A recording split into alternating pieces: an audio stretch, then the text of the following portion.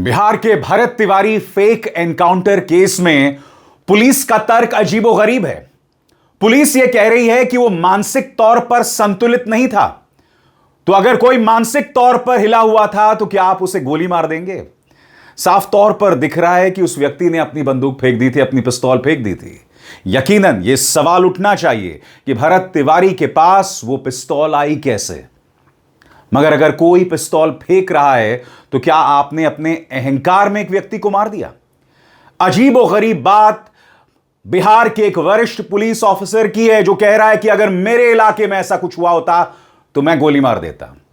और उसके बाद हुआ ये, भरत तिवारी को एक फेक एनकाउंटर केस में मार दिया गया क्योंकि साफ तौर पर दिख रहा है कि उसने अपनी पिस्तौल फेंक दी। मगर आप देख सकते हैं दोस्तों, कल महापंचायत बुलाई गई उनके सम्मान में। भरत तिवारी, 28 साल का भरत तिवारी, जिनके बारे में कहा जाता था कि वो इस इलाके में एक सामाजिक कार्यकर्ता थे। हालांकि उनके हाथ में पिस्तौल कैसी आई, ये भी सवाल उठा रहा है ढेरों।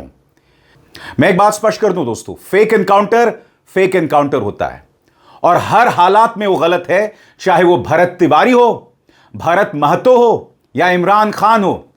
ऐसा नहीं हो जाता कि अगर आप दलित और मुसलमान को गोली मारें तो वो सही है, मगर अगर आप एक भरत तिवारी को गोली मारें तो उस पर आक्रोश उठेगा। ऐसा नहीं हो सकता है।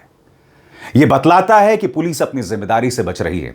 यह बतलाता है कि पुलिस की सोच कितनी फ्यूडल है, कितनी आपराधिक है कि वो बेवजह एक व्यक्ति को गोली मार देती है।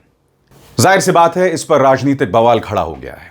एनडीए बिहार में सत्ताधारी पार्टी बटी हुई है।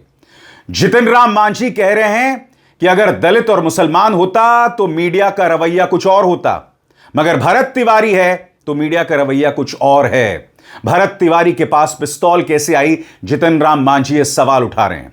बाकी भारतीय जनता पार्टी के नेताओं को जवाब देते नहीं बन रहा है। 4 दिन पहले सम्राट चौधरी का एक बयान सामने आया था, उसके बाद से वो पूरी तरह से खामोश हैं। आरजेडी नेता तेजस्वी यादव ने कहा है कि सरकार पूरी तरह से अपराधियों को संरक्षण दे रही है। बकौल तेजस्वी यादव, भरत तिवारी के परिवार के खिलाफ किसने केसेस दर्ज किए, वो आज कुछ गंभीर सवाल उठा रहे हैं। हालांकि अब तक तेजस्वी यादव परिवार से मिलने नहीं पहुंचे। बहरहाल प्रशांत किशोर कह रहे हैं कि अगर इस मुद्दे पर कड़ी कार्रवाई नहीं हुई अधिकारियों पर तो हम मुख्यमंत्री का घेराव करेंगे।